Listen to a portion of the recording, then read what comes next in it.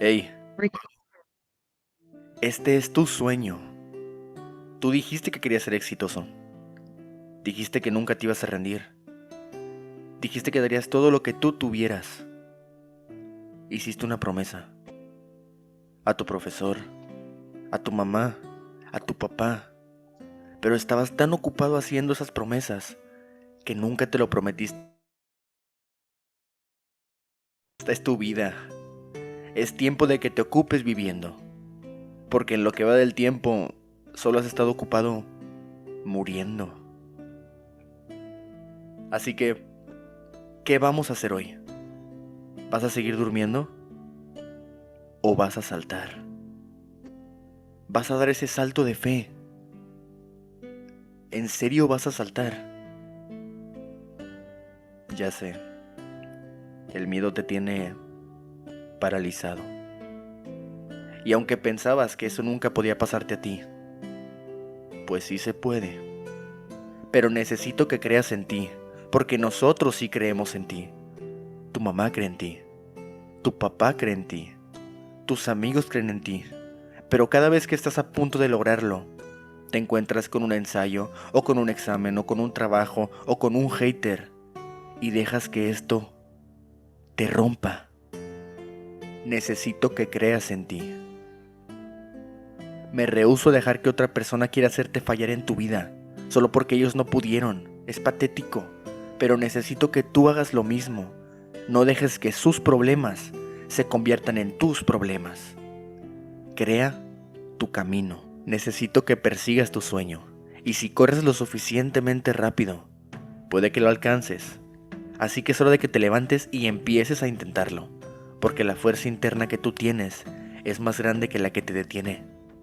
Porque todo lo que tú ocupas para empezar las cosas, ya lo tienes contigo. La voluntad, la fuerza, la pasión, el corazón, el deseo y el coraje. Así que suéltate de las cadenas que tienen amarrada tu mente, esas que te hacen sentir pequeño día con día. Porque te lo digo por experiencia, siempre tendrás la opción de superarte y ser una mejor persona. Así que nunca dejes que la oscuridad tape esos rayos de sol que fueron hechos para ti. Porque los ganadores encuentran la manera y los conformistas solo encuentran una excusa. Porque te vas a caer, te van a golpear, te van a escupir, te van a hacer sentir que eres una basura solo porque ellos no lo lograron. Pero los verdaderos ganadores, a los que saben lo que quieren, créeme que no les importa y siguen avanzando porque se rehúsan a perder y nunca, nunca se rinden. Tu vida es tu mismo equipo, porque sí se puede. Encuentra un espejo, mírate y repite a ti mismo: sí puedo. Soy un vencedor y me rehúso a dejar que la vida me tumbe, porque el éxito es mío, porque así lo decidí. Porque está bien fallar de vez en cuando, pero no te rindas. No dejes que alguien que dejó morir ese sueño también quiera acabar con el tuyo. Porque van a hablar, te van a criticar, te van a juzgar, pero necesito que tú bloquees esos sonidos de tu mente y avances más y más y más hasta que te encuentres en una posición tan alta que la grandeza quiera tocar tu puerta. Espero que de este día en adelante tu mentalidad y tú vean la vida de una manera diferente. Que se atrevan a convertir lo imposible en posible, lo increíble en creíble. Tranquilo, no te presiones demasiado. Apenas estás comenzando. Sigue empujando, sigue avanzando y eventualmente lo vas a lograr. Y aunque no todos los días serán soleados, tienes que superarlos. ¡Vamos! Que si yo pude superar todos los obstáculos que me puso la vida, te prometo que tú también puedes. Y hasta el día de hoy se me presentan obstáculos nuevos. Personas me critican, pero lo que me dicen me entra por un oído y me sale por el otro. Porque yo creo en mí y me rehúso a dejar que otra persona quiera hacerme fallar en mi vida solo porque ellos no pudieron. Porque el hecho de que los demás no puedan ver tus sueños no significa que no existan.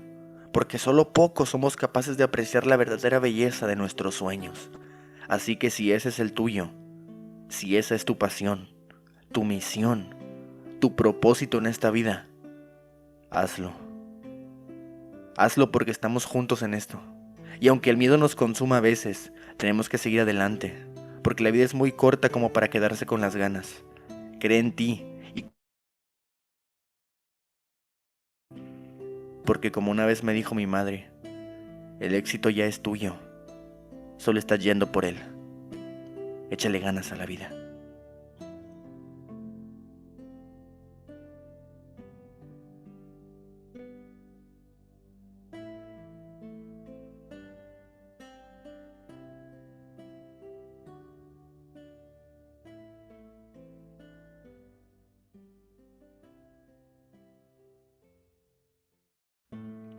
Hey,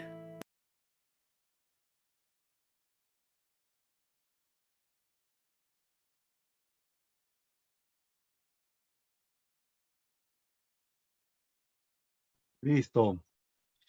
Les cuento hace un tiempo, unos días atrás, em, dictando un salón de quinto año, ¿ya? Em, Vino una de esas situaciones en las cuales eh, empezamos a preguntarnos, ¿no? Si los jóvenes que están en quinto año secundaria se animarían a postular al examen de admisión a la Universidad Nacional Mayor de San Marcos, ¿ya? Y créanme, ¿no? Que cuando escuchaba hablar a los chicos, como que los chicos no se sentían muy preparados para poder ingresar o postular a la Universidad de San Marcos, puesto que el nivel era bastante elevado y los chicos no se sentían, ¿no? Lo suficientemente preparados como para poder alcanzar eso. Entonces, ante esa situación, conversamos, pudimos encontrar el asunto de que lo que sucede aquí era,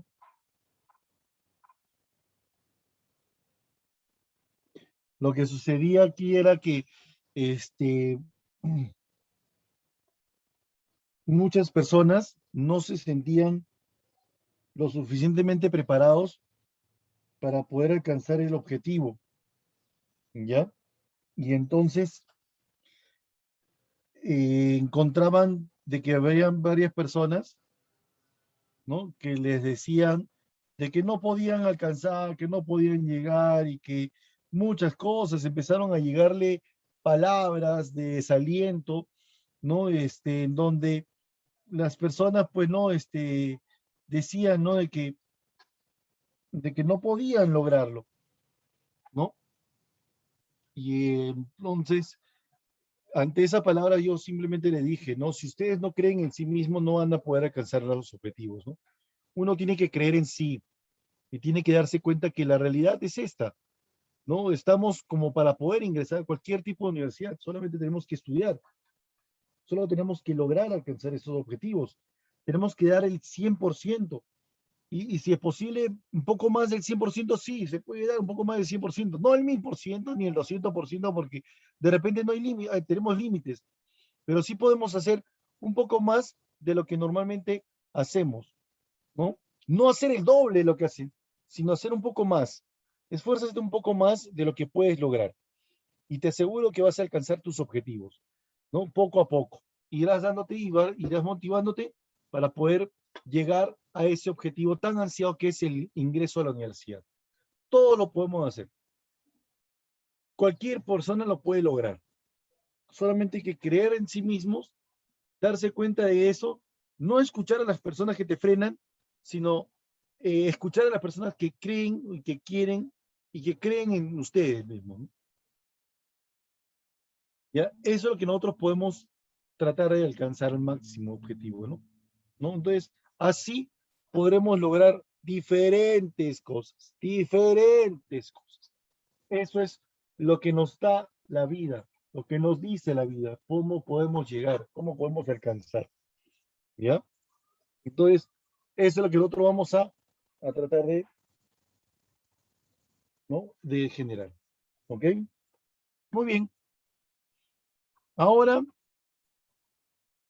nos toca hablar acerca de un tema súper interesante, ¿ya? Es el capital y la empresa, ¿no es cierto?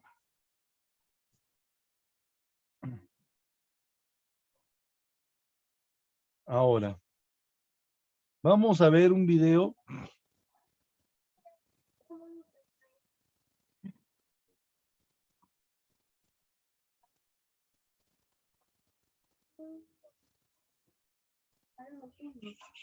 Luciana.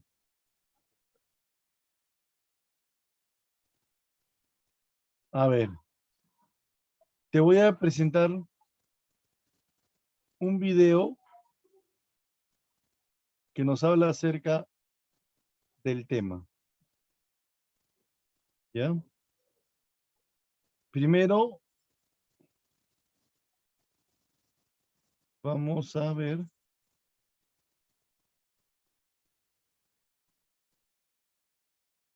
A ver.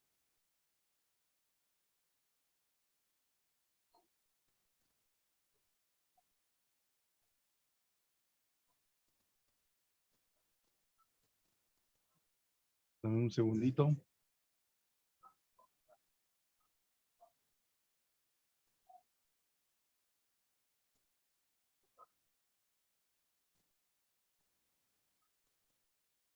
Mm, un segundín.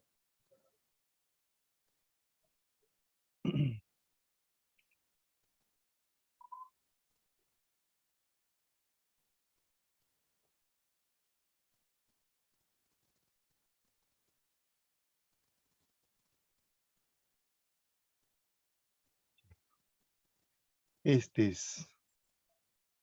Vamos a ver este videito, ¿ya?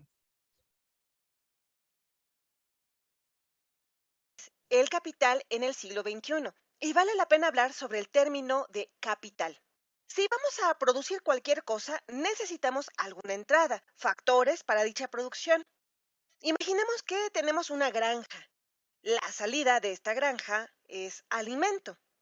¿Qué deberemos tener como entrada? Bueno, dibujamos nuestra granja como un círculo. Aquí está granja. Nuestra producción o nuestra salida es alimentos. ¿Y nuestras entradas cuáles serán? Pues vamos a necesitar tierra, vamos a necesitar agua, también vamos a necesitar equipo y, sin duda, vamos a necesitar semillas, animales y demás cosas que llamaremos insumos.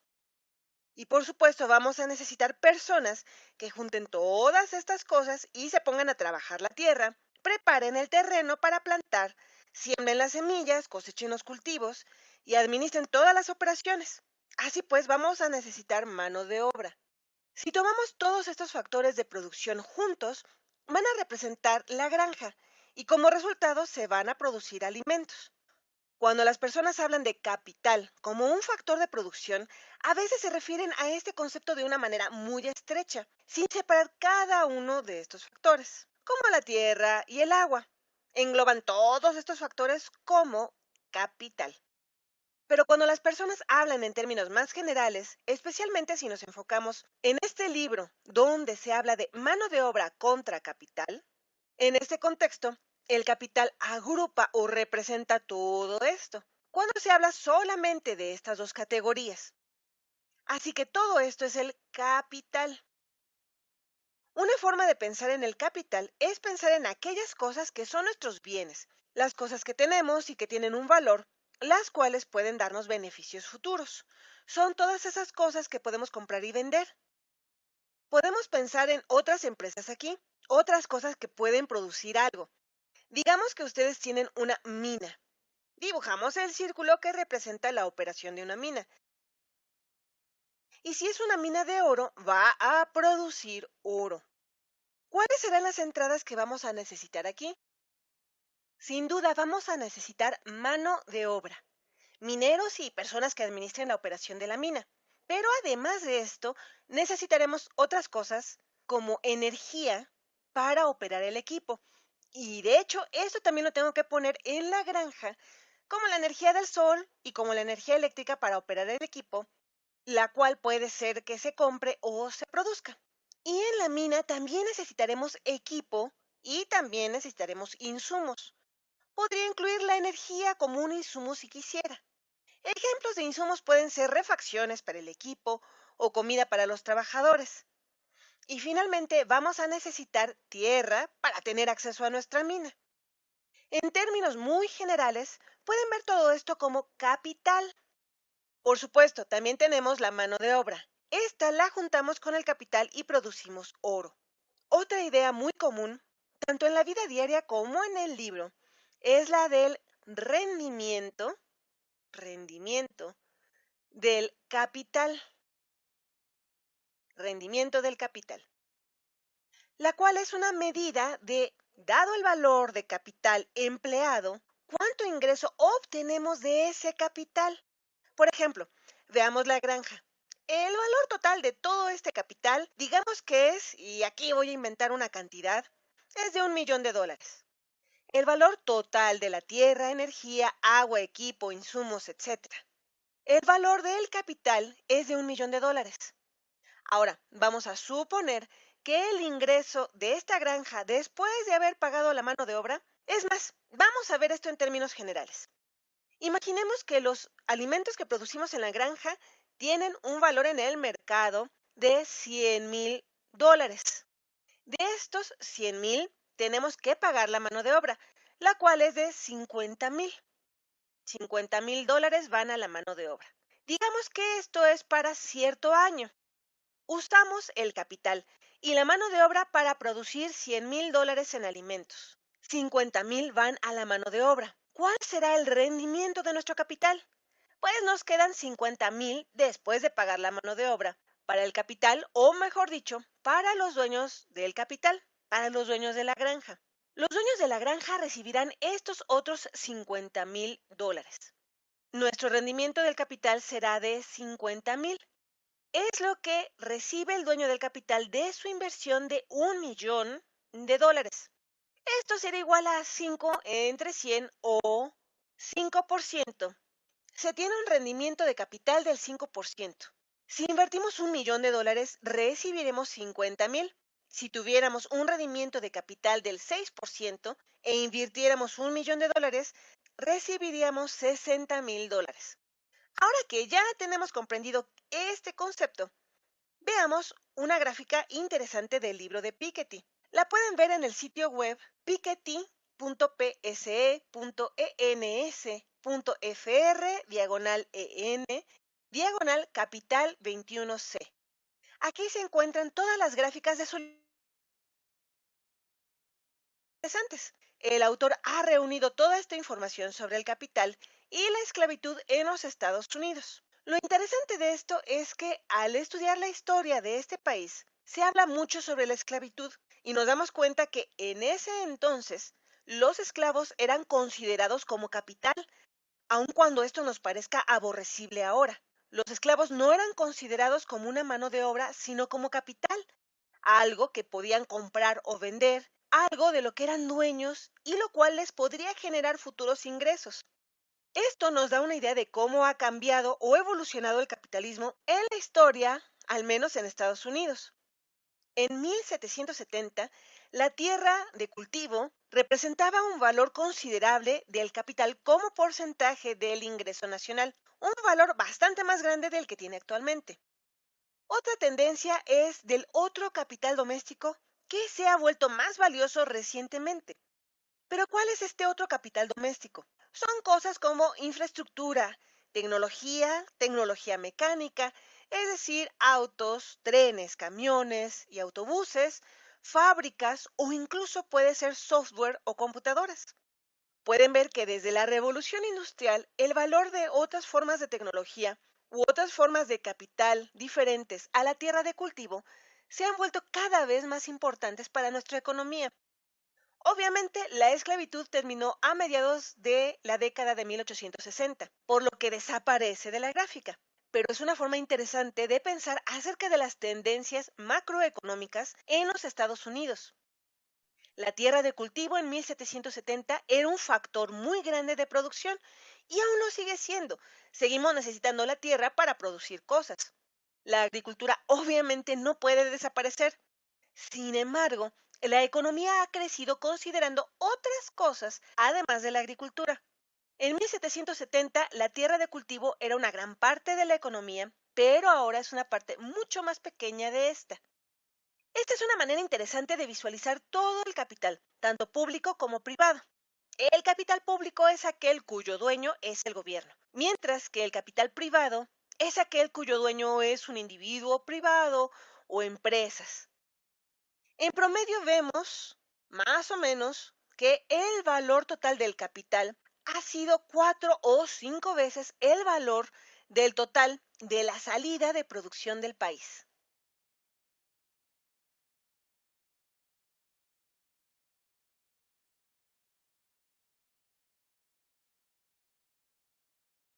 Eso es lo que nosotros consideramos como empresas, ¿ya? Bien, ahora vamos a compartir la diapositiva y luego vamos a compartir otro video después, ¿ya?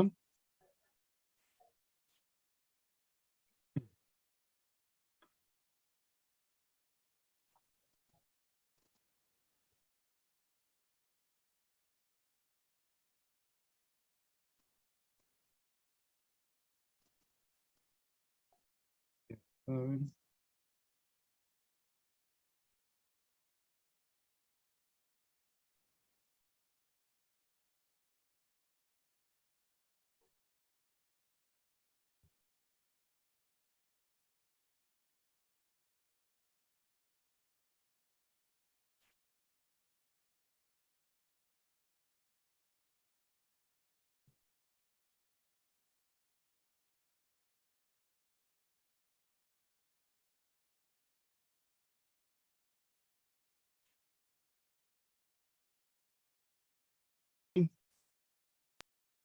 Listo.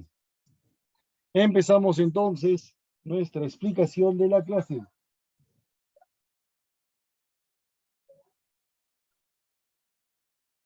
El tema en sí es la empresa, el capital y la empresa, ¿ya? ¿Qué es el capital? ¿A qué le llamamos capital? ¿De dónde proviene la palabra capital? La palabra capital, chicos, proviene del latín caput. ¿Qué significa? Significa cabeza o lo principal. Eso es lo que nosotros debemos de considerar al capital. El capital en tiempos antiguos era considerado como un conjunto de herramientas que utilizaban, pues, no el hombre para poder trabajar las tierras, ¿ya? Y así poder obtener los productos necesarios, ¿ok? A eso nosotros llamamos capital, ¿ya? El capital se forma principalmente, ¿no? Como un conjunto de elementos, ¿ya? Creados o elaborados por el hombre, pero que van a ser empleados en la creación, en la generación de bienes y servicios, ¿ya? Entonces, este conjunto de bienes creados, producidos por el hombre, son bienes económicos. Y como bienes económicos, ¿no? Establecen, ¿no? Un punto muy importante en la producción, ¿ya? De esa manera consideramos al trabajo, ¿no? Al capital, perdón. ¿Ok? Ahora, el capital entonces, ¿qué viene a ser? Un producto elaborado, un recurso elaborado. Claro, no es producto terminado, no solamente puede ser producto terminado, sino son elaborados por el hombre, generados, creados por el hombre, que van a servir para poder crear otros bienes o servicios. ¿Por qué es importante el capital? El capital se hace importante porque nos ayuda a mejorar la producción. ¿Qué es lo que permite el capital? Oye, imagínate que hoy en día, bueno, siempre ha sido así, ¿no? Estas herramientas que utilizaban el hombre para trabajar las tierras, ¿no? La hoz, el martillo, una serie de teorías así, elementos importantes que se utilizaban en la agricultura, en el pastoreo, utilizaban también en la minería, en la tala, utilizaban una serie de herramientas o elementos que ellos mismos creaban para poder mejorar la producción, ¿ya? Con esto incrementamos nuestro rendimiento, ¿ya? Hoy en día las herramientas son tecnológicas y como las herramientas son tecnológicas, nos ayudan también a mejorar aún más nuestros rendimientos, ¿no? Nuestra productividad. Tal es el caso de lo que estamos haciendo en la clase el día de hoy, ¿no? Gracias a mi computadora, gracias al internet, gracias a mis diapositivas, yo puedo explicar una clase adecuadamente y mi rendimiento se va haciendo cada vez mejor conforme voy pasando mis herramientas. Ahorra tiempo. ¿Por qué ahorra tiempo? Porque imagínate, en tan solo 2 horas se puede elaborar pues no más trabajos, más actividades. Entonces es por eso que el capital nos ayuda a poder producir más en el menor tiempo posible. Y por ende ahorra el esfuerzo humano también, ¿no? Me ahorra espacio, me ahorra capacidad para poder realizar o elaborar otras actividades, ¿no? Incrementa la producción, claro está, también, ¿no? Hace más eficiente la producción, ¿ya? Como hace más eficiente la producción, ¿ya? Entonces, eso determina, pues, ¿no? La posibilidad de que el elemento sea más interesante, ¿no? Mejora la explotación de los recursos naturales. Cuando se elaboraban más y mejor las herramientas, esto al momento de producir explotaba de una mejor manera, pues no, en los recursos. Ya se explota de la mejor forma, ¿no? Y por ende reduce los costos productivos y incrementa también la ganancia, los beneficios, pues, ¿no? A sus propietarios, ¿no? ¿Ya? Entonces, de esa manera, pues no tenemos la importancia del capital. ¿Ya?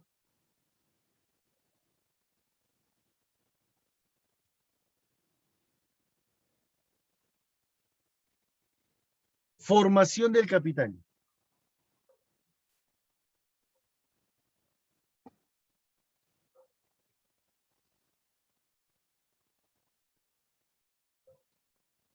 En la formación del capital, nosotros vamos a establecer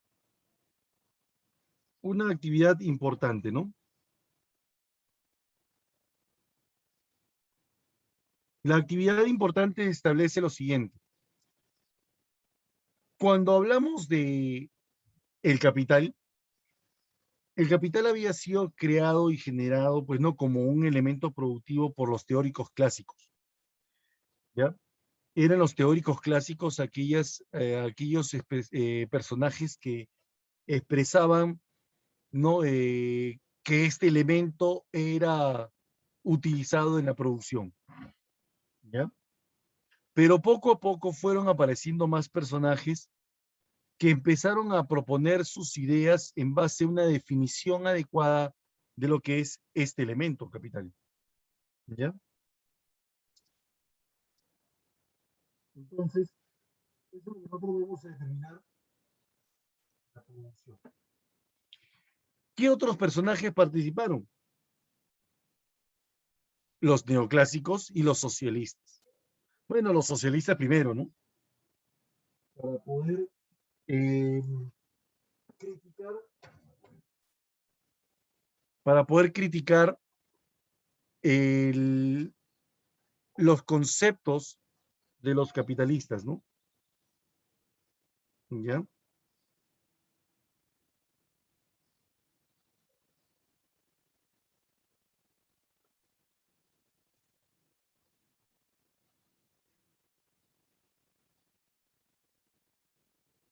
Entonces, de esa manera, pues no, establecíamos a ese tipo de trabajo, ¿no?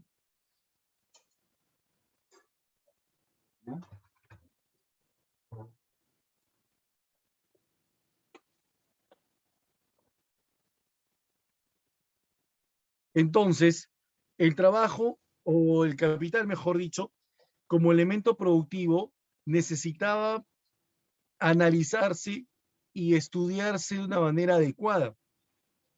En eso aparece la formación del capital, ¿no? ¿Ya? Ahora, los representantes, ¿cómo proponen la formación del capital? De esta manera, mira. Ujú. El capital, según los neoclásicos, ojo, según los neoclásicos, vamos a proponerlo de esta manera, ¿ya?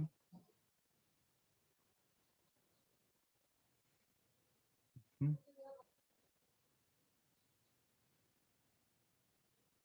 Según los neoclásicos, se forma de la siguiente manera. Por acción del hombre sobre la naturaleza. Cuando determinamos la acción del hombre sobre la naturaleza, decimos que el capital es un factor derivado. ¿Y por qué es derivado, profesor? Porque dice que deriva de la acción del hombre, o sea, del trabajo, sobre la naturaleza. Si nosotros trabajamos la naturaleza, lo primero que vamos a obtener es materia prima. Es lo primero. ¿Y la materia prima para qué sirve? Para producir. ¿Ya? Para producir otros bienes. Es por eso que justamente en la materia prima vendría a ser un elemento capital, ¿no? ¿Ya? Por acción del hombre sobre la naturaleza. La otra es por el excedente económico. Cuando proponemos el excedente económico, quiere decir un excedente productivo, o sea, a veces se elaboran productos de más, ¿no? A veces salen, ¿no? Productos reciclados y del reciclaje se elaboran más productos de lo normal. Entonces, por eso es importante el excedente económico que nos ayuda a poder obtener más capital. ¿Ya? Por medio del ahorro. Cuando hablamos del ahorro, el ahorro es una parte de los ingresos que no se pueden consumir, ¿ya? Que van a ser utilizados para poder realizar la inversión. Pero en la inversión, ¿qué es lo que se hace? Se obtiene capital, se compra capital. Entonces, por medio del ahorro podemos obtener capital también, ¿ya? Entonces, por esos motivos es que nosotros vamos a generar más capital, ¿no? Pero ahora, ya que hemos hablado de los neoclásicos, ahora también podemos proponer el enunciado de los socialistas. Según los socialistas, el capital se forma de esta manera. Acumulación originaria. Es aquí donde yo voy a reconocer de que los factores originarios son la naturaleza y el trabajo. Entonces, la acumulación originaria, ¿de qué nos trata? ¿De qué nos está explicando? La acumulación originaria nos explica de que los socialistas dicen, ¿no? De que los capitalistas buscan explotar, buscan invadir, buscan saquear o dominar a los territorios que tienen altamente rendimiento productivo. Entonces, para poder acumular tierras y acumular más trabajo, debemos aplicar estas actividades. Eso es lo que hicieron los países más poderosos, ¿no? Cuando tratan de poder explotar, de poder invadir nuevas tierras, ¿ya? Y así dominarlas y poder, pues, no dominar también sus productos, ¿no? Que ellos mismos elaboran, ¿no? ¿Ya? La otra es la acumulación de plusvalía. Cuando hablamos de la acumulación de plusvalía, estamos hablando de un excedente del trabajo que no es pagado, que no es remunerado. Y eso lo obtienen los capitalistas como ganancias para poder establecer su capital, ¿no? Entonces, mira, date cuenta de esto. Si yo hablo acerca de la acción del hombre sobre la naturaleza, o sea, el trabajo y naturaleza, ¿ya? No quiero decir o no se habla, según los socialistas, de una acumulación originaria, ¿no? Y es aquí la acumulación originaria ¿Qué acumulamos? Factores originarios, o sea, naturaleza y trabajo. Por lo tanto, la acumulación originaria propuesta por los socialistas era lo mismo que los decían los capitalistas como acción del hombre sobre la naturaleza, ¿no? ¿Ya? De esa manera, pues no determinábamos nuestra primera forma de cómo obtener nuestra riqueza, ¿no? Nuestro capital. ¿Ya? Ahora, y la otra, acumulación de plusvalía.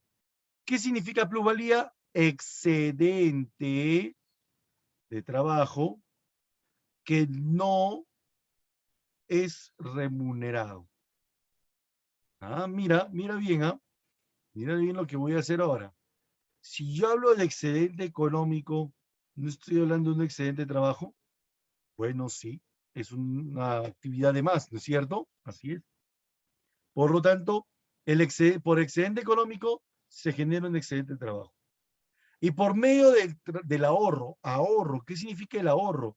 El ahorro es una parte de nuestros ingresos que no lo vamos a gastar, no lo vamos a pagar, no lo vamos a pagar. Y va a ser nuestra ganancia, nuestros beneficios para realizar actividades de inversión. O sea que por acumulación de plusvalía se puede obtener también capital. ¿Ya?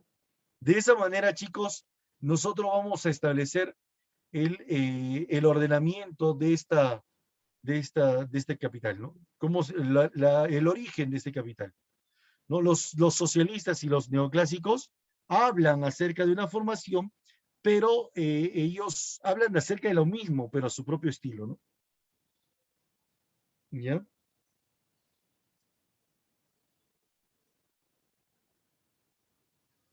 Muy bien.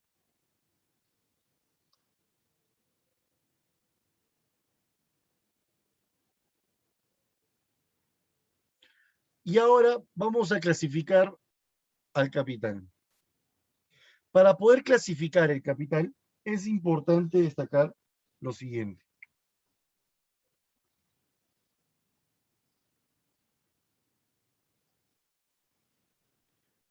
Clasifiquemos el capital.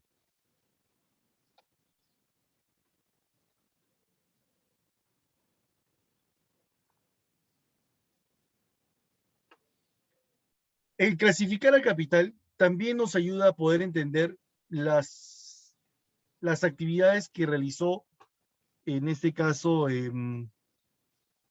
los agentes, los neoclásicos y los socialistas, ¿no? Pero dicen, escúchalo bien, ¿ah? Los neoclásicos clasifican al capital según la función y la rotación que se le da a estos elementos, ¿ya? Según la función y la rotación. O sea, ¿qué función cumplen? ¿Para qué sirven estos capitales? Y cómo se van rotando, ¿ya? Es ahí donde nosotros vamos a clasificar el capital de la siguiente manera. Una función, la función de producir bienes y servicios, ¿ya? Y según también el capital lucrativo, dice, ¿no? El capital lucrativo se destina no a la producción, sino a obtener una renta, una ganancia, ¿ya? O sea que el capital lucrativo no produce, solamente genera ganancias a su propietario, ¿no? O sea, el capital lucrativo, por ejemplo, te puedo poner acá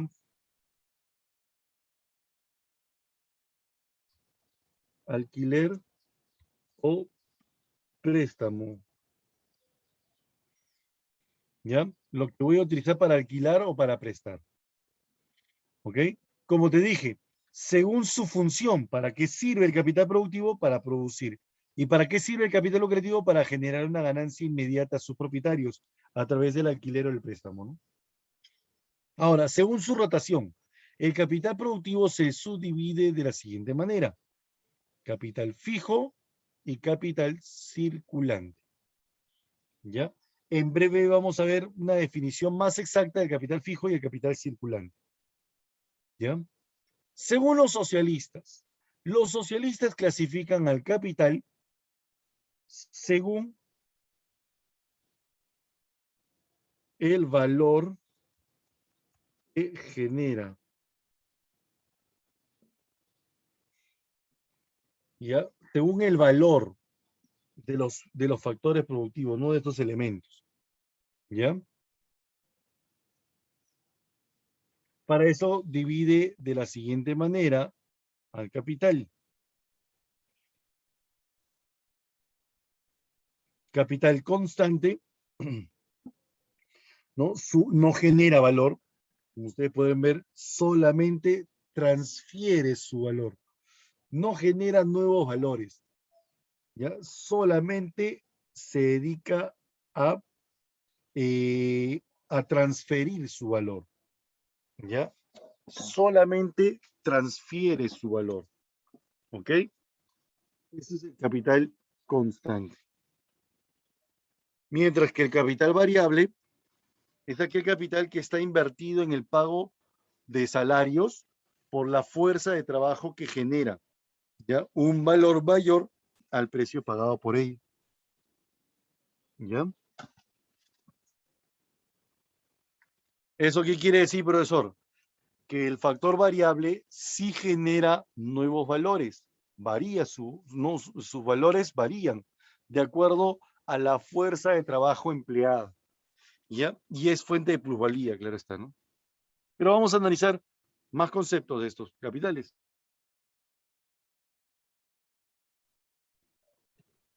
Ahorita vamos a analizar el capital financiero, no te preocupes por acá. ¿Ok? Ahorita vamos a hablar de capital financiero. A ver, perdón.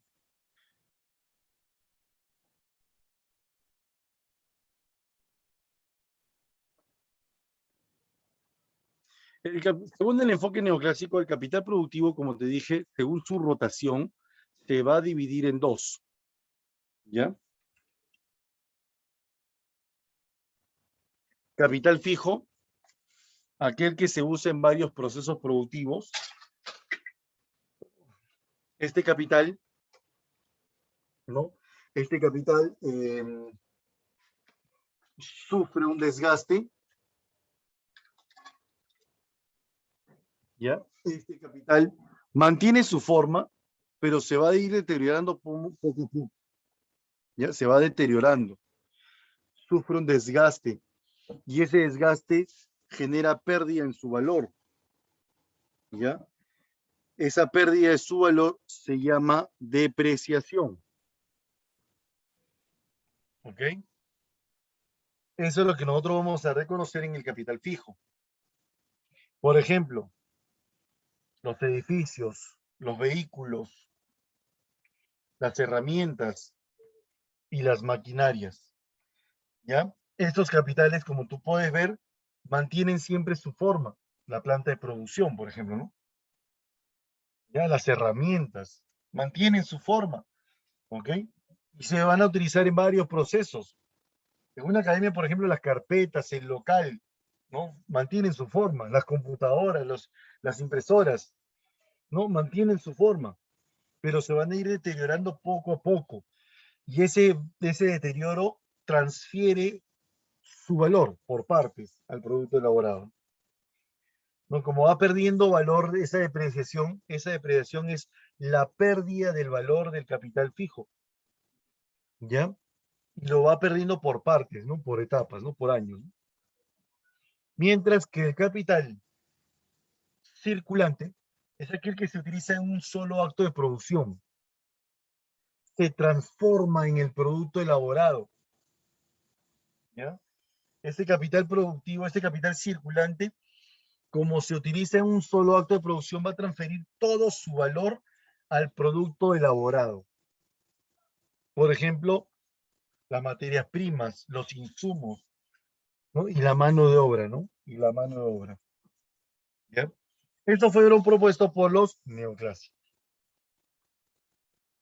Pero los socialistas dividen al capital en constante, porque está destinado a adquirir medios de producción cuyo valor no aumenta, solamente lo transfiere el producto elaborado. Por ejemplo, los edificios, los locales, la planta de producción, los vehículos, las herramientas, las maquinarias y los insumos o materias primas.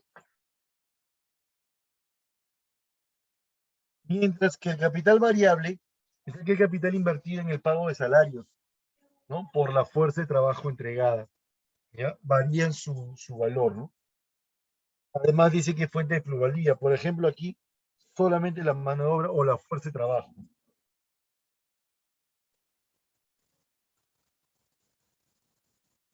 ¿Ya?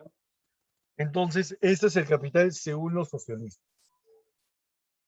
Pero existen otras clases, profesor, claro. El capital comercial, por ejemplo, ¿no? Todo lo que yo determino en el comercio, o sea, lo que compro para luego venderlo. Yo compro y luego lo vendo, ese es mi capital comercial. ¿Ya? Me ayuda a obtener ganancias inmediatamente, ¿no? El capital industrial es un capital que se utiliza en la plusvalía, ¿ya? Se forma a través de excedentes productivos, pues. O sea, los productos reciclados, los productos sobrantes, ¿no? El capital bancario se determina a través de las obligaciones que existen entre los clientes y las instituciones financieras, ¿ya? O sea, los préstamos, los depósitos de ahorro, ¿no? Cuando se realiza ese tipo de actividades, este dinero se transforma en capital bancario, ¿no? ¿Ya? Por último, el capital financiero. Cuando hablamos de capital financiero, estamos hablando, pues, ¿no? De que este capital surge de la unión del capital bancario con el capital industrial. O sea, cuando hablamos de los instrumentos que se utilizan para realizar actividades financieras, eso es el capital financiero. ¿Qué tipo de instrumentos, profesor? Las acciones, los bonos, ¿ya? Estos documentos establecen, determinan, ¿no? La importancia del capital, ¿no?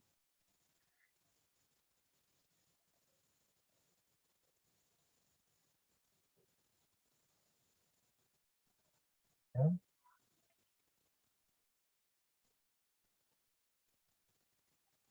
Entonces, de esa manera reconocemos al capital, ¿no?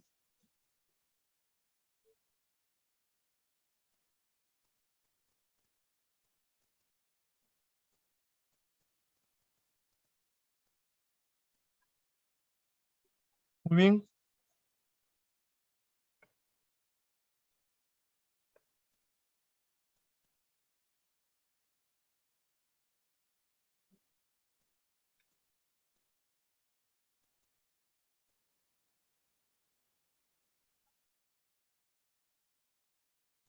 Ya, ahora,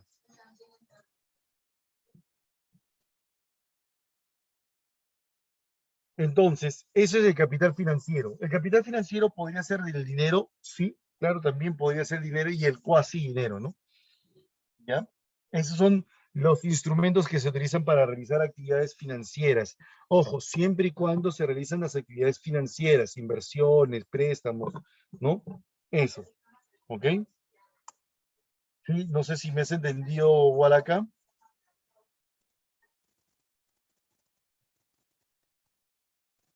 Aló, Walaca. ¿Me entendió, Walaquita? Sí. Ok, listo, muy bien. Excelente. Entonces, esto es lo que nosotros conocemos como el capital. ¿Ya? Ahora vamos a hablar del capitalismo. Es un sistema económico que se caracteriza por el predominio de la propiedad privada, ¿no? Y un grupo de personas que no poseen medios de producción y de eso se ven obligados a vender su fuerza de trabajo para poder subsistir, ¿no? Ahora, el capitalismo se forma a través de fases, ¿ya? La primera fase es el mercantilismo. Eso surgió en el siglo XVI hasta el siglo XVIII. A partir del siglo XVIII, ¿no? Hablamos del capitalismo industrial. siglo XVIII hasta el siglo XX, ¿ya? Y del siglo XX para adelante hablamos del imperialismo, ¿no? Fase superior del capitalismo, que consiste en la exportación de capitales, ¿no?, financieros, desde los centros financieros de países desarrollados hacia los países que están en vías de desarrollo, logrando así, ¿no?, una mayor dependencia de los países que están en vías de desarrollo, pues, ¿no? ¿Ok?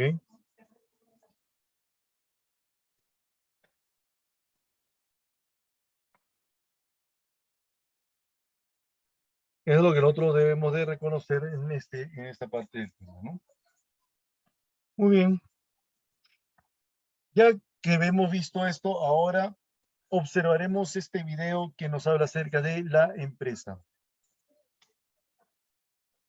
Julia hizo negocio construyendo y vendiendo una casa. Lulú tiene una empresa en la que vende y compra antigüedades. Erika se dedica al negocio de la música impartiendo clases a domicilio. Ángel tiene una empresa educativa. Y Edgar se dedica al negocio de la compra y venta de automóviles. ¿Estos casos son iguales? ¿Acaso es lo mismo negocio que empresa? Hablemos de ¿qué es una empresa con peras y manzanas? Primero, empecemos por definir lo que es un negocio. Negocio proviene del latín negotium, vocablo formado por nec y otium. Otium significa ocio y nec negación. Por lo tanto, negotium significa lo que no es ocio. Los romanos tenían actividades de ocio y actividades que les generaban dinero. Por lo tanto, estas últimas se denominaban negotium. Actualmente, negocio se define como una operación, transacción o actividad que se realiza con fines lucrativos. Por ejemplo, comprar un auto barato para luego venderlo más caro es un negocio. Construir una casa o remodelarla para luego venderla a un mayor precio es también un negocio. Dar clases a domicilio y cobrar por este servicio es un negocio. Cuando un negocio se desarrolla de operaciones comerciales, se convierte en empresa. Si Edgar compra y vende autos cada mes, o tal vez renta un local y contrata personas que lo ayuden, entonces su negocio se convertiría en empresa. Si Julia comienza a construir más casas y pone una oficina para que trabajen más personas que le ayuden, entonces su negocio se vuelve también una empresa.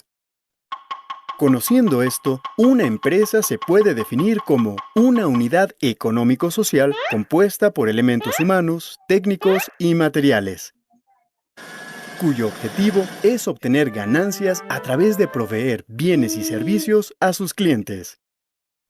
¿Qué elementos conforman una empresa? Una empresa típica está conformada por los siguientes elementos. La infraestructura física, que proporciona los recursos materiales para realizar las funciones. La infraestructura tecnológica, que permite optimizar los procesos. El área de administración y finanzas, que controla y decide la utilización del dinero. El aspecto legal y jurídico, que nos ayuda a generar certidumbre. Capital humano. Comunicación y mercadotecnia. La comercialización para buscar clientes que generen ingresos. Las áreas de operaciones y producción que generan el producto o servicio a ofrecer.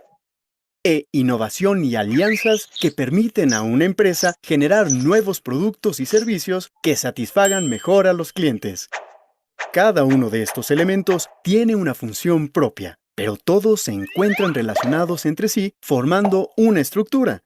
Cuando esta estructura es funcional y tiene una razón de ser, se dice que la empresa tiene sentido, ya que sus elementos están alineados a una estrategia. Ahora que conocen la diferencia entre negocio y empresa, Julia, Erika y Edgar han trabajado muy duro para convertir sus negocios en la empresa de sus sueños. Lástima que, por el momento, literalmente se trata solo de la empresa de sus sueños. Así es. Entonces, con este video podemos diferenciar lo que es un negocio y lo que es una empresa, ¿cierto? Un negocio es solamente un acuerdo, ¿sí? Un acuerdo que se realizan con personas, ¿no es cierto? Pero una empresa ya es una organización, ¿ya? ¿Ya? En el negocio tú puedes elaborar un producto, sí, puedes elaborar un producto, pero lo haces de una manera desorganizada. En cambio, en la empresa ordenas a tus trabajadores, tu capital, tus herramientas, tu local, toda una organización, ¿ya? Por eso mismo es que se establece la idea de lo que es el negocio, ¿no? ¿Ya?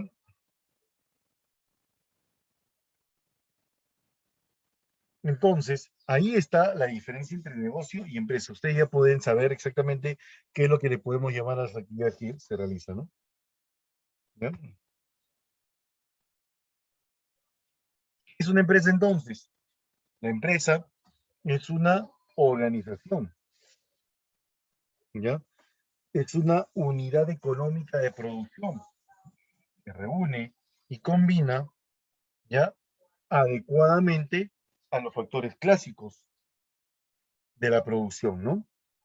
Entonces, eso es lo que nosotros consideramos como la unidad económica de producción. ¿Para qué se reúnen y combinan adecuadamente los factores clásicos? Para generar bienes y servicios, los cuales luego se van a destinar a los mercados, ¿no? Para su respectivo intercambio, ¿ya? En las características de la empresa, nosotros vamos a determinar la siguiente actividad. Primero, una empresa debe ser considerado elemento productivo. Por eso es que cumple con el fin principal o primordial de toda empresa, cualquiera, económico, ¿ya? ¿Y por qué el fin económico es el fin primordial? Porque la empresa está principalmente para generar, para producir los bienes y servicios, ¿ya? Para eso. Ahora, tiene un fin económico. La empresa, ¿ya?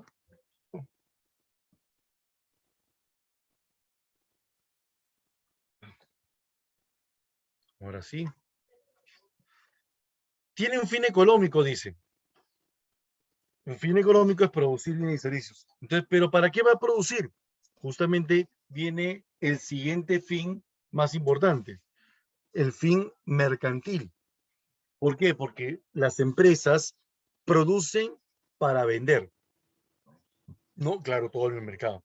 Ojo, ellos no producen para consumir, no. Las empresas producen para vender en el mercado. Y al momento de vender en el mercado, cumplir con el fin mercantil, ciertas empresas, no todas, determinan esta finalidad, el fin lucrativo. ¿Y cuál es el fin lucrativo, profesor? Maximizar sus ganancias. ¿Ya? Debe maximizar sus ganancias. ¿Ok? Con eso, con este motivo, pues no, nosotros determinamos de que el fin lucrativo solamente puede ser determinado por las empresas privadas. Maximizan sus ganancias las empresas privadas, ¿no? Y por último, la responsabilidad social. El de proveer los bienes y servicios necesarios que no generen peligro y que pueda cumplir con ciertos apoyos a la población también. Responsabilidad social. ¿Ok? Esto es en cuanto a las características de la empresa. ¿Ya? A ver.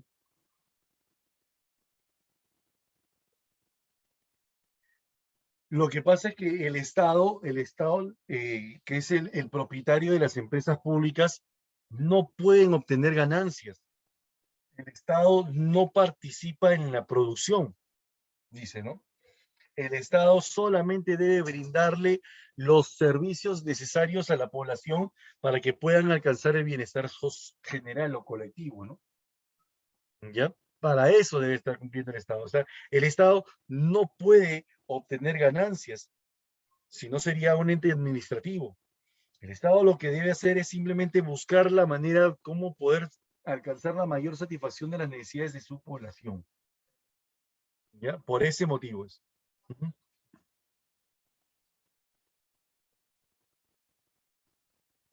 Oye, pero qué bueno que hayan personas que en el salón que estén preguntando cualquier tipo de situación, ¿no? O sea, siempre es bueno preguntar, por si acaso, siempre es bueno preguntar para que se quede más, se te queda más en tu conocimiento.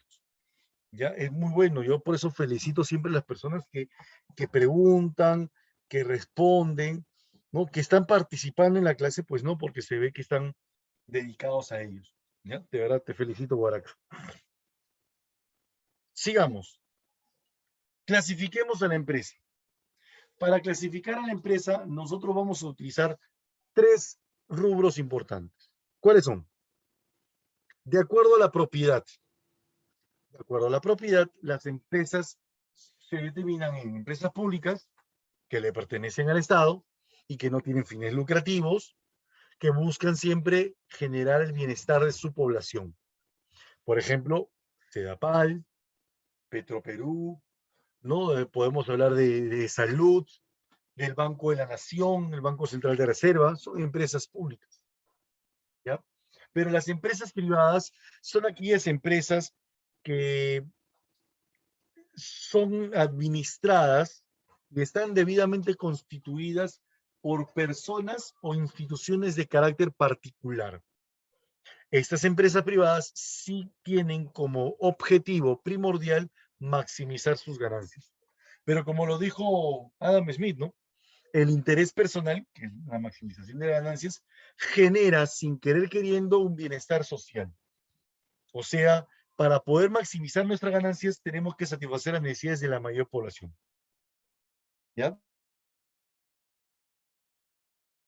Por eso es que la empresa privada busca siempre la mayor satisfacción de necesidades para poder alcanzar sus máximos objetivos, ¿no? Ganancias. ¿Ya? Tienen que hacer eso, ¿no? Ahora, algunas por ahí se andan equivocando. Lo que pasa es que en nuestro país los empresarios pueden hacer lo que quieren, ¿no? Suben el precio, maximizan sus ganancias también, ¿no? Pero no se dan cuenta que están ahorcando a la población. Por ahí me he enterado que va a subir aún más el porcentaje o el precio, ¿no? De la luz. En empresas privadas, sí o sí, no hay participación de los estatales. Así es, no hay participación de los estatales. Exactamente, Quispe. ¿Ya? En una empresa mixta, que es la siguiente clasificación de la empresa según su propiedad, sí hay participación del Estado. ¿Ya? O sea, en la empresa mixta es empresa de propiedad del Estado y de empresas privadas. Pero, según se dice, de que el Estado no debe tener más del 25% del capital de la empresa mixta. No debe ser propietario de más del 25%. Ya, eso es lo que indican en las bases legales, ¿no? ¿Ya? Hasta ahí, ¿me están entendiendo?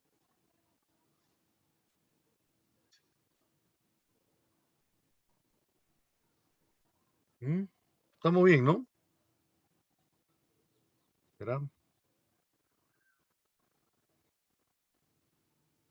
Ok, muy bien.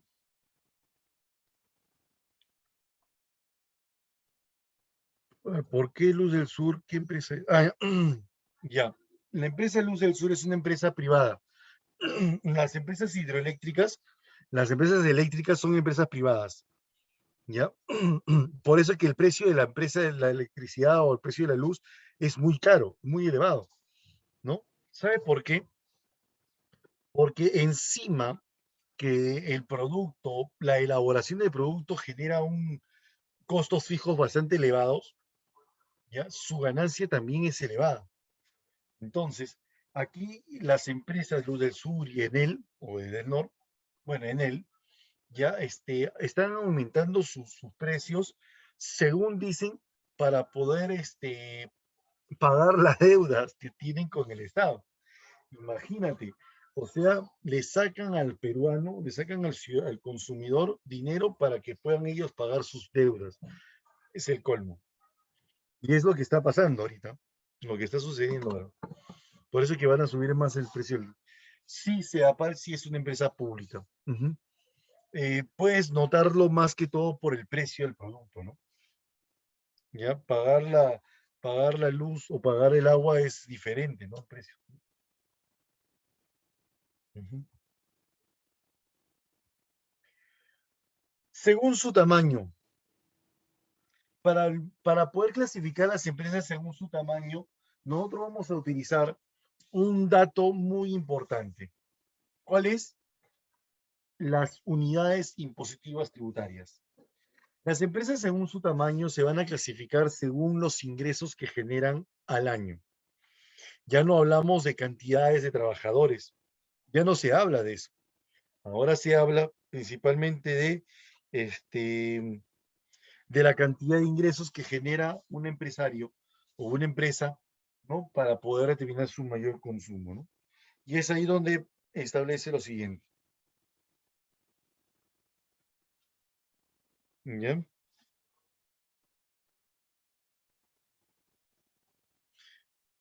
Las unidades impositivas tributarias se establecen en base a montos en soles, en monedas nacionales, que determina una regulación estatal, ¿ya? Cada año el valor de las UITs van en aumento.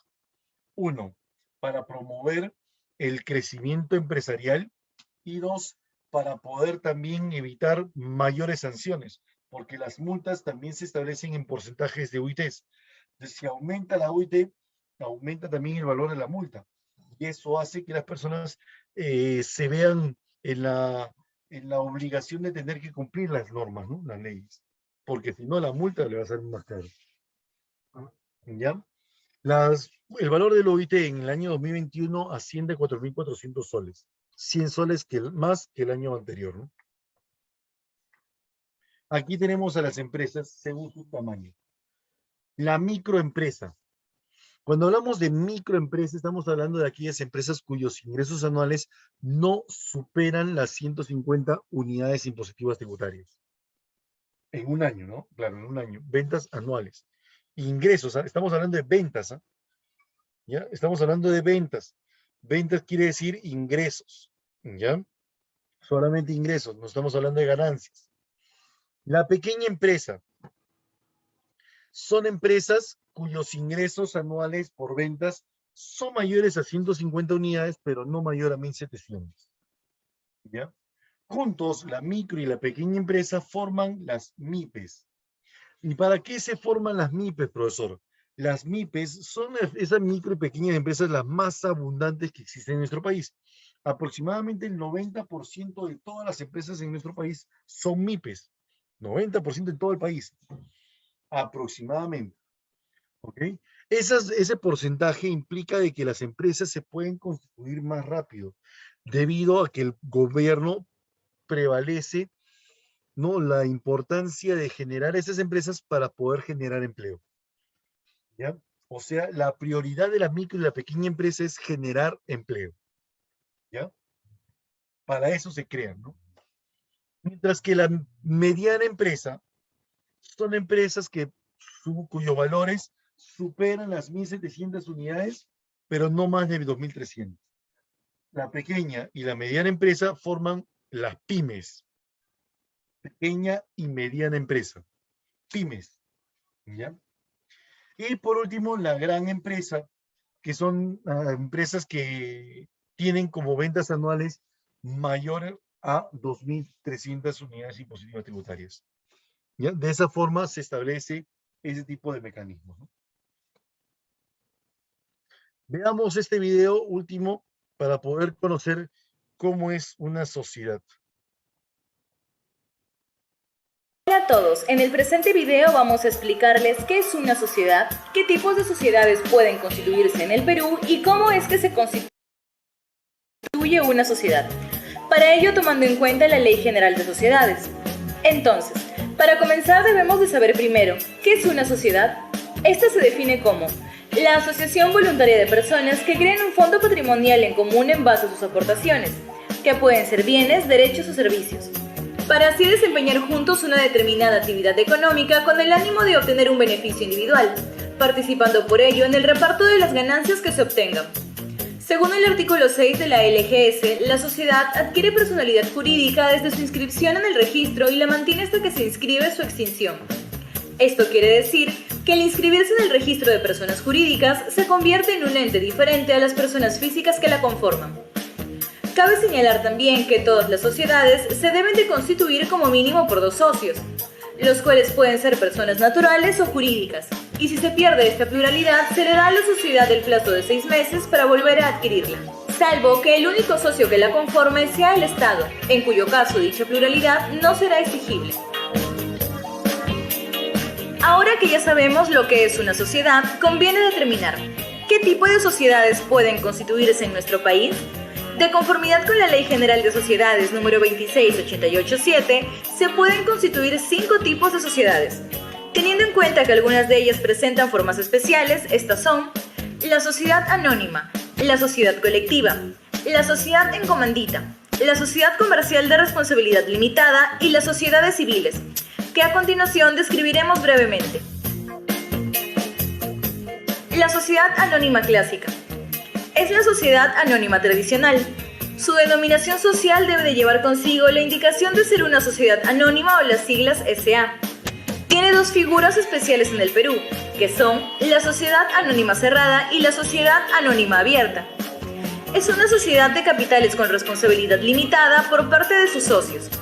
El capital social se encuentra representado por acciones, las cuales valen todas ellas lo mismo y deben ser nominativas. Se puede establecer limitaciones a transmisibilidad, gravamen o afectación de las acciones. Se puede constituir de 2 formas, en un solo acto llamado constitución simultánea o en forma sucesiva como constitución por ofertas de terceros. Los derechos de los accionistas, la participación en la gestión de la sociedad, las pérdidas y las utilidades se rigen por el aporte que se ha hecho al capital social. Posee 3 órganos sociales, son la Junta General de Accionistas, el Directorio y la Gerencia. Sociedad anónima cerrada. Al igual que la sociedad anónima clásica, la representación del capital social también es mediante acciones. Se les puede establecer limitaciones con respecto a su transmisibilidad, gravamen o afectación. El número máximo de socios que puede tener es 20. Su denominación social debe de llevar consigo la indicación de ser una sociedad anónima cerrada o las siglas SAC. Es de carácter personalista como también capitalista, pero sin embargo prima las condiciones personales de los socios.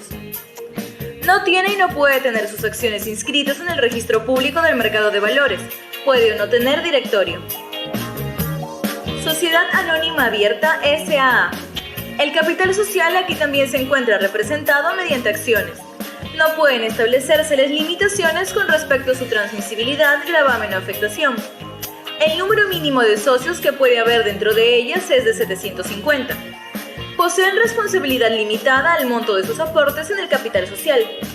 Su denominación social debe de contener la indicación de ser una sociedad anónima abierta o las siglas SAA. Las acciones deben estar inscritas al registro público del mercado de valores. Se encuentra supervisada y controlada por la CONACEP. Sociedad Comercial de Responsabilidad Limitada SRL. Tiene características tanto personalistas como capitalistas. El capital social está basado en participaciones, que no son títulos valores ni tampoco acciones.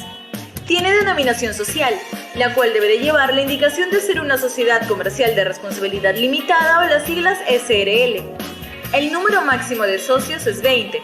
Los socios responden en forma limitada por el monto de lo que aportaron. Sociedad en comandita.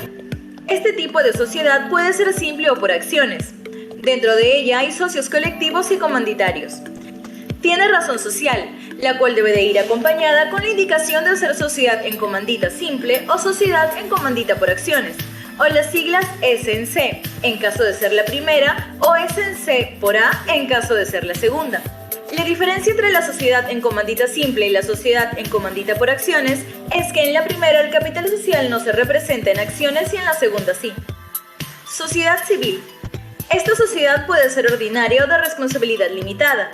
Se constituye para un fin económico común que se realiza mediante el ejercicio personal de una profesión, oficio, pericia, práctica u otro tipo de actividades personales por algunos o todos los socios. El son ni acciones ni tampoco títulos valores. Tiene razón social, la cual debe de llevar la indicación de ser una sociedad civil o una sociedad civil de responsabilidad limitada o las siglas S civil en caso de ser la primera o S civil de RL en caso de ser la segunda. La diferencia entre la sociedad civil ordinaria y la sociedad civil de responsabilidad limitada radica en que, en la primera, los socios pueden responder en forma subsidiaria por las obligaciones sociales. En cambio, en la segunda, los socios nunca responden personalmente. Sociedad colectiva SC. No existe un número fijado como límite máximo para la cantidad de socios que pueden haber. Los socios responden en forma solidaria y limitada por las obligaciones sociales. El capital social se encuentra conformado por participaciones, que no son ni acción y tampoco títulos valores. Posee razón social la cual debe ir acompañada con la indicación de ser una sociedad colectiva o las siglas SC. Ahora que ya sabemos qué es una sociedad y qué tipos de sociedades pueden constituirse en el país según la Ley General de Sociedades, cabe determinar cómo es que se constituye una sociedad. Las sociedades se constituyen simultáneamente en un solo acto, salvo el caso de la sociedad anónima, la cual puede constituirse de esta manera, como también en forma sucesiva mediante oferta a terceros. En el caso de las sociedades que se constituyen simultáneamente en un solo acto, el artículo 5 de la Ley General de Sociedades nos dice que la sociedad se constituye por escritura pública, en la cual debe de encontrarse contenido el pacto social, que es el compromiso de los socios debidamente identificados de constituir la sociedad mediante el aporte de bienes o servicios para el ejercicio en común de actividades económicas. Y el estatuto social, que es el reglamento interno que regirá la vida de la sociedad, forma parte del pacto social y norma las relaciones internas y la forma en que los socios deben ejercer sus derechos y cumplir con sus obligaciones. En la escritura pública de constitución se debe también nombrar a los primeros administradores de la sociedad, tomando en cuenta las características de la forma societaria de la cual se trate. Después, esta debe de inscribirse obligatoriamente en el registro de personas jurídicas del domicilio de la sociedad.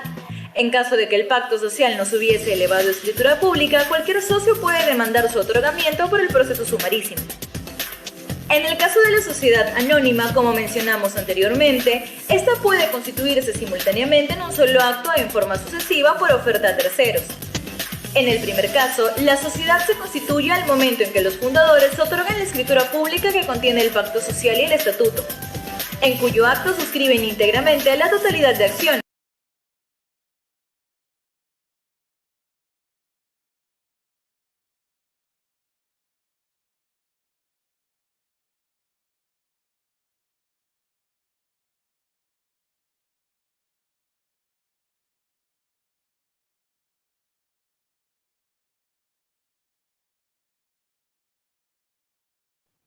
Esto es lo que nosotros consideramos como la parte, bueno, es la parte final ya de lo enunciado, ¿no? Hola a todos, en el presente Clasifiquemos a las empresas, a las sociedades, ¿sí? Las empresas según su aspecto legal se dividen en dos, ¿ya? Hablamos de las empresas individuales de responsabilidad limitada, ¿no? Aquellas empresas que tienen un solo dueño, un solo propietario, mayormente para desempeñar actividades económicas de pequeñas o microempresas. ¿Y por qué, profesor? Porque el propietario, la única persona, es el titular y el gerente de la empresa, y su capital recae en base a todas sus ganancias. ¿Ya? Por eso es que estamos hablando de empresas individuales, ¿no? Estas tienen límite para su crecimiento, ¿no? Su responsabilidad es limitada. ¿Por qué dice que es limitada? Porque ellos deben responder económicamente ya. Ellos deben responder económicamente ya solo hasta con el capital que se ha invertido en la empresa. ¿Ya?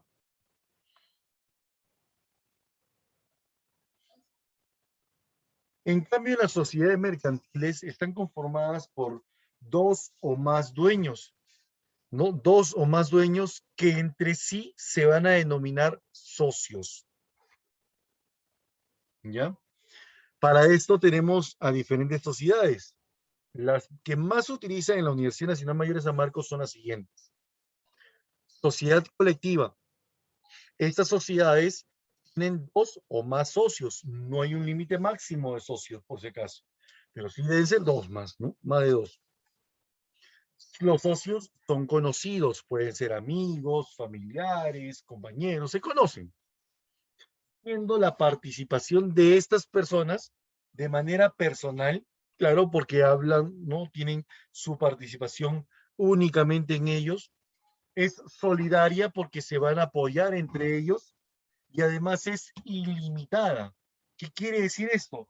Que ellos pueden o responden con el capital de la empresa más sus propios bienes personales, ¿ya? O sea, su responsabilidad va más allá, ¿no? De lo que se ha invertido, ¿no?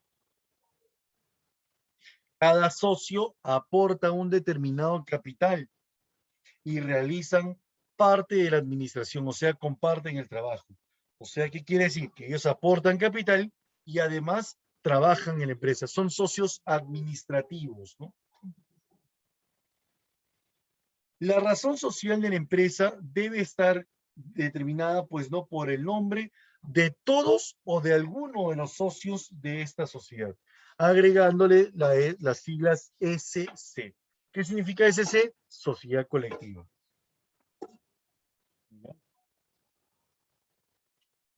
Por ejemplo, Lubricentro Velázquez y Mirabal, SC. O de repente de Lepiani y compañía, si en caso nombran a varios de sus socios, ¿no? Para no estar nombrándolos a todos, pues, ¿no? ¿Ya? La sociedad en comandita. Esta sociedad en comandita tiene 2 clases de socios diferentes. Ojo, vamos encontrando características muy diferentes de cada uno. La sociedad colectiva, los socios aportan capital y trabajo, pero tienen responsabilidad ilimitada. Es la única sociedad que todos los socios tienen responsabilidad ilimitada. ¿Ya? La sociedad en comandita tiene 2 tipos de socios diferentes. Un socio con por lo menos, un socio comanditario que solamente aporte el capital, dinero, pero su responsabilidad es limitada, ¿no? Hasta el capital que se ha invertido nada más, ¿no? Y el socio colectivo es aquel que aporta la administración total de la empresa. Son los que aportan sus conocimientos, sus experiencias en la empresa. No aportan el capital y su responsabilidad es ilimitada, ¿no? En esta sociedad, el nombre de la empresa debe estar inscrito en el socio colectivo o los socios colectivos, más no en los comanditarios. Por ejemplo, ¿no? Ahí está, acompañado de las siglas S en C, Sociedad en Comandita. Recuerda que por el video dice ahí una sociedad en comandita simple y una sociedad en comandita por acciones. También se puede determinar de esta manera, ¿no? Una sociedad comercial de responsabilidad limitada, aquí sí hay un número máximo de socios. La sociedad tiene 2 a 20 socios como máximo. Los socios tienen responsabilidad limitada, aportan bienes o dinero, ¿ya? Y no se denominan acciones, sino aquí se le van a denominar participaciones. O sea, al capital de la sociedad comercial se le llaman participaciones. Por eso que los socios se le llaman participacionistas. Estas participaciones son de igual valor, aportan, ¿no? Aportan acción, aportan capital por igual, ¿ya? Se acumulan y son además indivisibles, ¿no? ¿Ya? Las participaciones no son de libre transmisibilidad, ¿ya? Todos toman las decisiones, ¿ya? Esa es una sociedad comercial, ¿no? Y luego tenemos a la sociedad anónima. En la sociedad anónima nosotros tenemos una empresa que está conformada por 2 o más socios.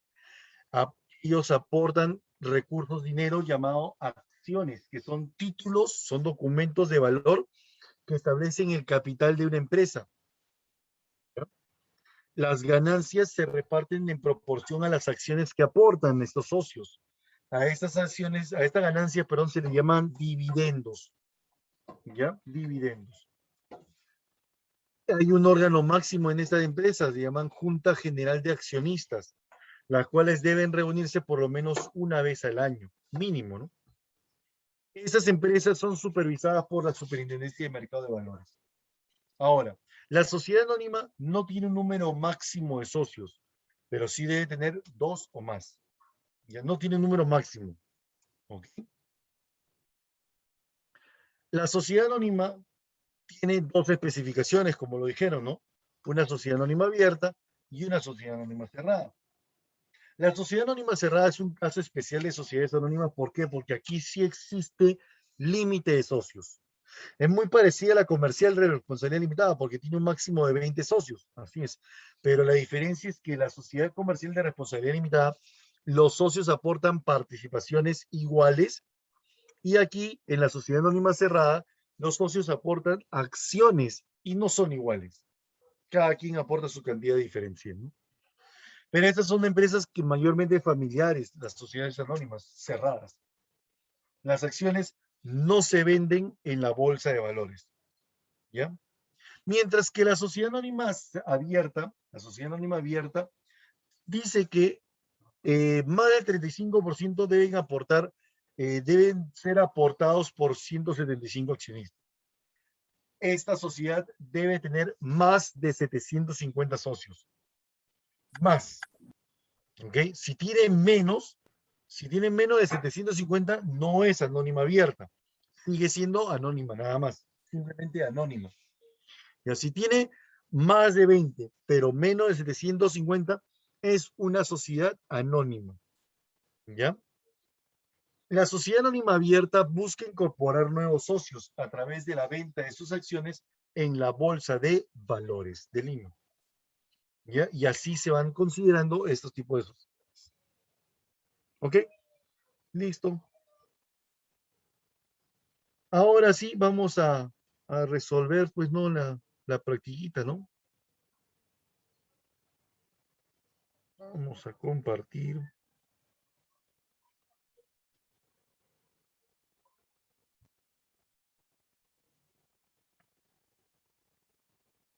A ver.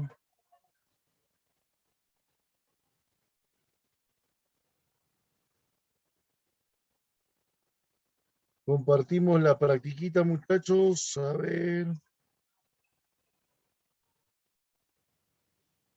¿Tienen alguna pregunta ustedes hasta aquí, chicos? A ver. ¿Tendrían alguna pregunta hasta acá? ¿Algo que no hayan entendido de repente?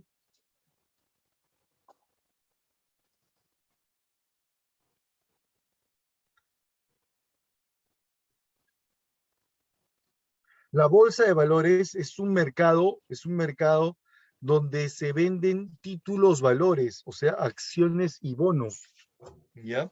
La bolsa de valores como mercado es un mercado financiero,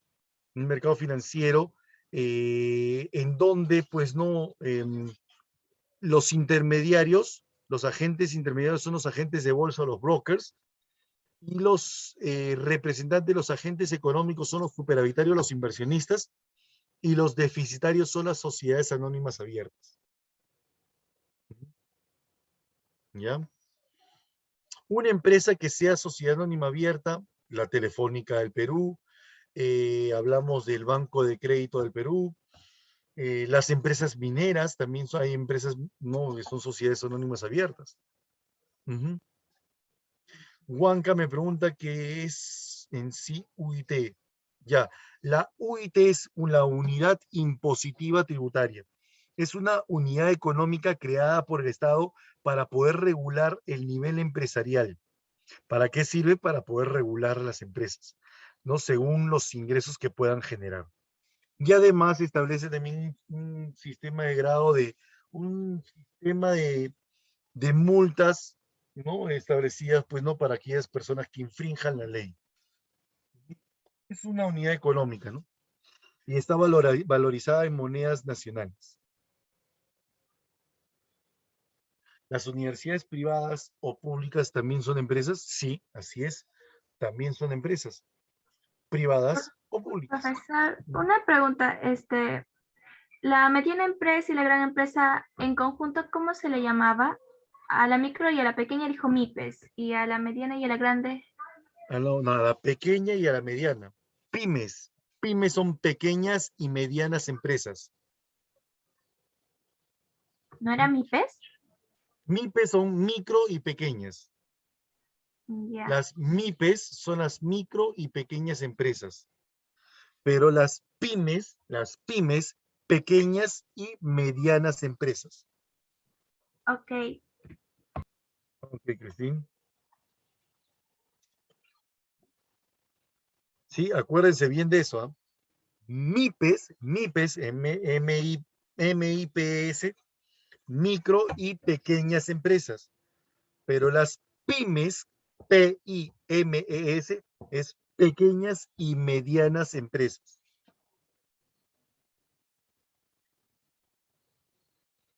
Las universidades, ¿qué tipo de sociedades son? Ah, ahí sí, dependiendo, ¿no? Guaraca, dependiendo de qué nivel pueden ejercerse. Mayormente son empresas de sociedades anónimas cerradas, ¿no? Mayormente, ¿por qué? Porque son socios que se conocen, familiares, ¿no? Así es, así se puede establecer, ¿no? Mayormente son sociedades anónimas cerradas. Aunque existen universidades que están conformadas, han sido creadas por empresas grandes, sociedades anónimas abiertas, ¿no? Intercorp, por ejemplo, está creando nuevas empresas, ¿no?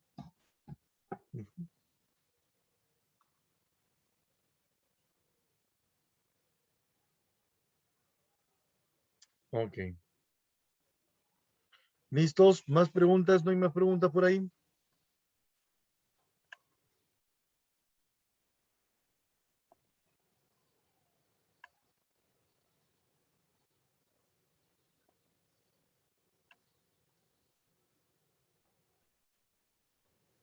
Muy bien, entonces vamos a resolver las preguntas de la práctica. Capital, empresa. Dice, si un albañil coge un poco de agua y tierra, lo coloca en un molde y seca al sol o al fuego para obtener un adobe o ladrillo, podemos afirmar que ha creado un capital debido. Ah, bueno, aquí estamos hablando de que el albañil, ¿qué es lo que ha hecho? Ha hecho una actividad, ¿sí o no? ¿Sobre qué? Sobre recursos naturales, agua y tierra. Entonces, si habla de eso, entonces el hombre ha trabajado la naturaleza. Por lo tanto, la respuesta es acción del trabajo sobre la naturaleza. Muy bien. Vamos a la pregunta número 2. Con respecto al capital, establezca la relación adecuada de los siguientes términos. Dice, el capital constante destinado a comprar medios de producción, ¿cierto?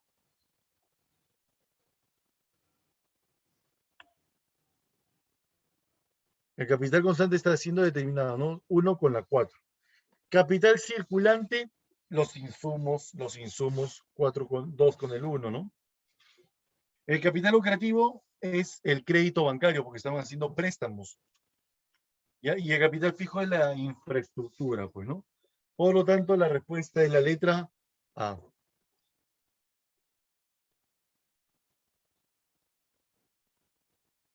Ya está. Pregunta número 3. Establezca la relación adecuada también de los siguientes términos.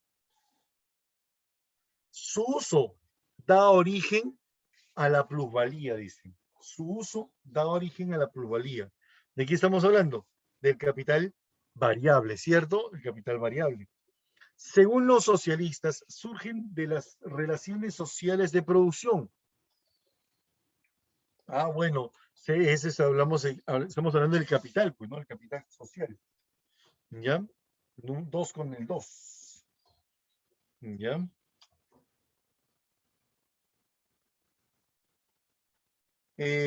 Se utiliza en un solo acto de producción. Capital circulante, pues, ¿no? 3 con el 4. Ya está. Y se forma mediante actividades económicas en el enfoque neoclásico del capital, pues, ¿no? 4 con el 1. La respuesta a la letra Cecilia, ¿no? Ya está. Pregunta número 4. La empresa que monopoliza la venta de agua potable en Lima Metropolitana, ¿no? Sedapal, es un buen ejemplo de qué, a ver. ¿Es una sociedad colectiva? No. Es Empresa una empresa estatal. del Estado. Es una empresa del Estado, ¿no es cierto, Cristín? Muy bien. Es una empresa pública o estatal, le llaman también, ¿no? Una empresa pública o estatal le llaman, ¿no? Vamos a la pregunta número 5, dice. Señale la alternativa que no sea característica de las empresas privadas. La alternativa que no sea característica de las empresas privadas. Que no sea característica de las empresas privadas. Dice, uno de los principales objetivos es maximizar beneficios. Sí, claro que sí, eso sí es una característica, ¿no? El fin lucrativo, ¿no? Su desarrollo es consecuencia de la revolución industrial. Ahí aparece, ¿no? Van a ir apareciendo, ¿no? Han aparecido, pues, no Ford y otras empresas más. Sí, no, así es, eso sí es verdadero. Es una empresa jurídica, es una empresa jurídica, es una persona jurídica, perdón. Sí, es una persona jurídica porque se debe inscribir en los registros públicos. ¿Se inscriben en los registros civiles? No, los registros civiles los inscribimos nosotros. Nosotros nos inscribimos en los registros civiles. ¿Ya? Por lo tanto, la respuesta aquí es detrás de dedo, ¿no?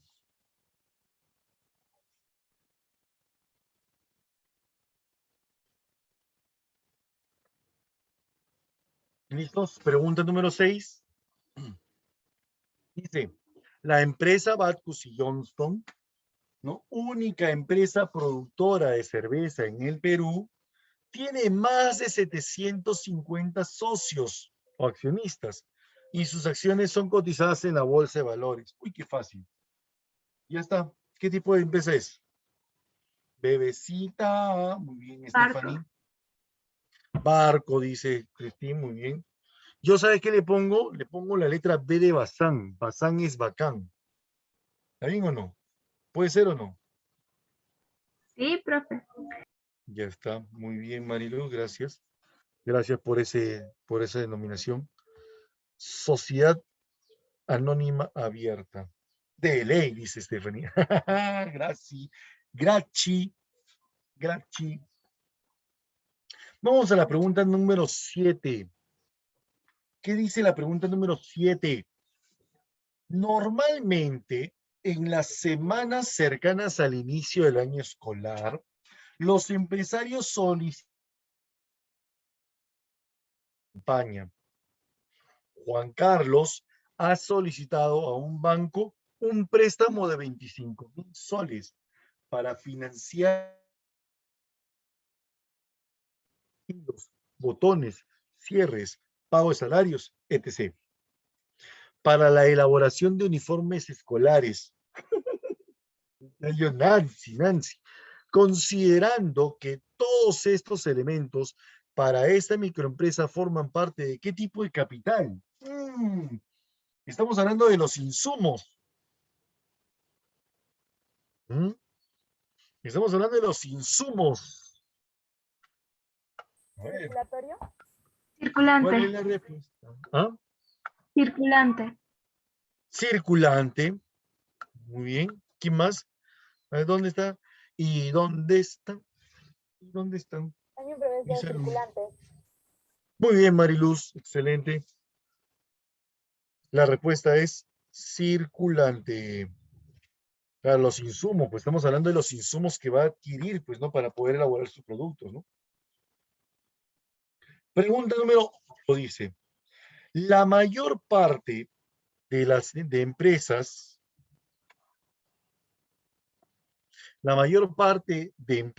que contratan soluciones de gestión son las pymes.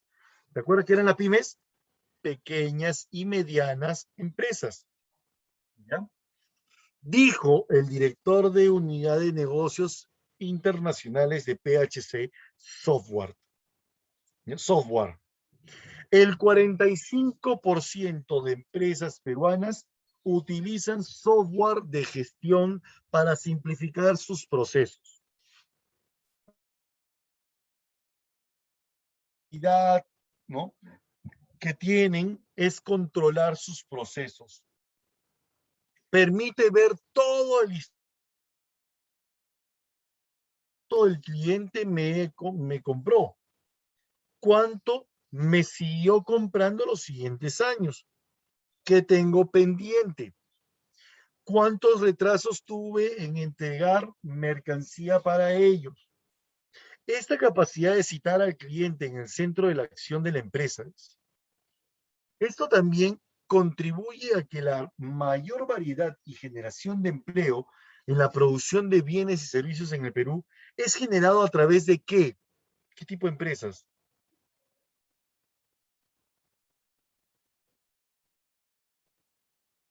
¿Mm? A ver, ¿qué tipo de empresas generan la mayor cantidad de empleo? ¿Qué tipo de empresas generan la mayor cantidad de empleo?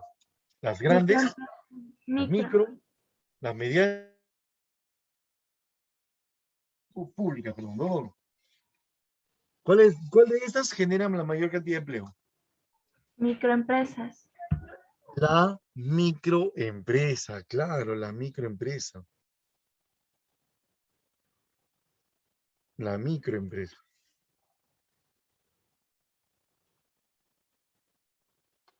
Pregunta número 9. Nos acercamos al final de nuestro evento. Lorena le comenta a Rodrigo que el capital se ha generado porque el hombre ha transformado la naturaleza y elabora objetos que le permite elaborar otros bienes. ¿Ya? El razonamiento de Lorena está orientado a explicar una característica de este factor productivo, la cual es ser. A ver, Lorena le comenta a Rodrigo que el capital se ha generado, se ha creado porque el hombre ha transformado la naturaleza. Ya está, ya. Ya está, ya. Ya está la respuesta, ¿no? ¿O no? ¿Está o no está la respuesta? ¿Está o no está? ¿Estás o no estás? ¿Estás o no estás? ¿Ah? Te lo repito nuevamente a ver si te ubicas. ¿Ya? Ah, nothing.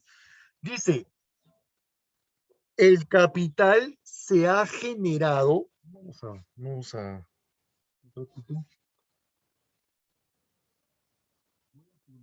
La parte más importante. El capital se ha creado porque no la naturaleza. Está subrayado. Y elabora objetos que le permiten elaborar otros bienes. ¿Ya? Pero dice que el capital se ha generado, se ha creado. Lo dije, lo expliqué. La generación del capital por la acción del hombre sobre la naturaleza. Por eso es que el capital, ¿cómo se le llamaba? ¿Cómo se le llamaba al capital? ¿Mm?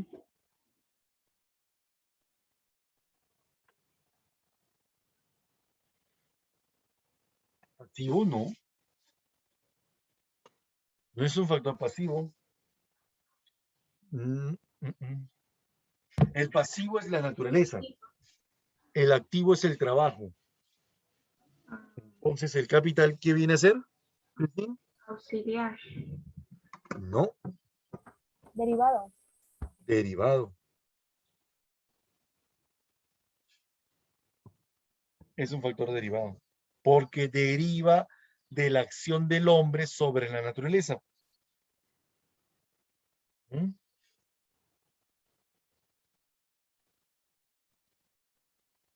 ¿Ya? ¿Estamos de acuerdo o no? Sí, profesor. Sí. Sí, profesor.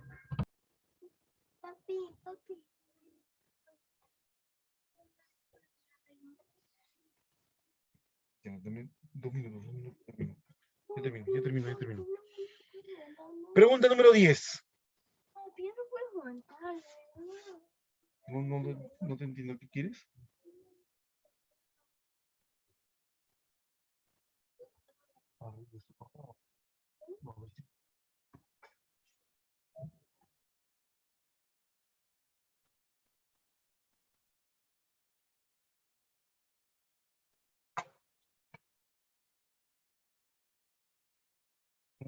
Ujú.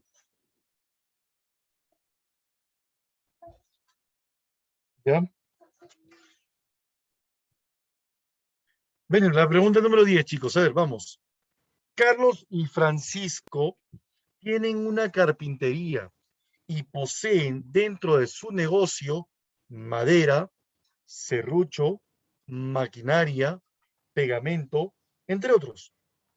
Dentro de este negocio encontramos un grupo de bienes considerado capital productivo, el cual, de acuerdo a su rotación, ¿cómo se divide el capital productivo? Fijo y circulante. Excelente, muy bien. Así es, fijo y sí. Y ya está. ¿Sí?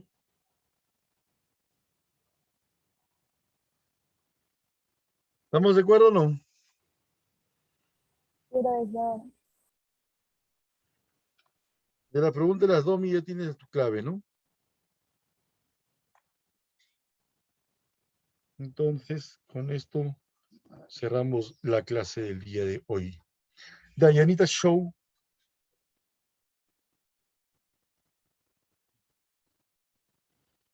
Listo, chicos. Esto ha sido todo por hoy. ¿Alguna pregunta, algo que no hayan entendido de repente por ahí? Hasta la próxima.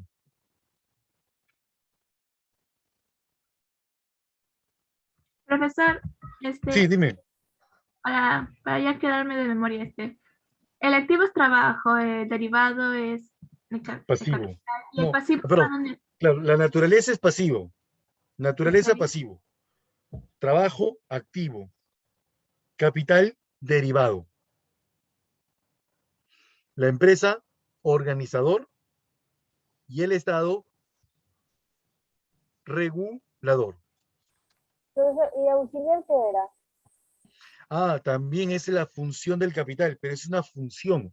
¿Para qué sirve el capital? Ayuda al hombre a producir. ¿Sí?